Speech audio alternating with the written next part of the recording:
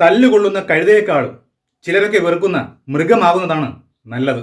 എന്നാൽ നമ്മളായിട്ട് ആരെയും ഉപദ്രവിക്കരുത്, അപമാനിക്കരുത്. എന്നാൽ മറ്റുള്ളവർ നമ്മളോട് ഇതൊക്കെ ചെയ്താൽ പ്രതികരിക്കുക തന്നെ ചെയ്യണം. സ്നേഹത്തിന്റെ മുന്നിൽ വിട്ടുകൊടുക്കാം, തോറ്റുകൊടുക്കാം, തിരിഞ്ഞു നടക്കാം. പക്ഷേ എല്ലാവരോടും ഇതേ നയം സ്വീകരിക്കരുത്. ഞാനൊരു കഥ പറയാം. വിശന്നു വലഞ്ഞ ഒരു പാമ്പ് ആൾക്കൂട്ടം നടക്കുന്ന ഒരു വഴിത്താരയിൽ വന്നു വിട്ടു. ചിലർ ആ പാമ്പിനെ കാണാനെത്തി, ചിലർ അതിനെ ചവിട്ടി, ചിലർ അടിച്ചു. ഒടുവിൽ പാമ്പ് ചത്തെന്ന് കരുതി അവർ അതിനെ ഉപേക്ഷിച്ചു പോയി. പാമ്പ് വളരെ വേദനയോടെ അവിടെ തന്നെ കിടന്നു.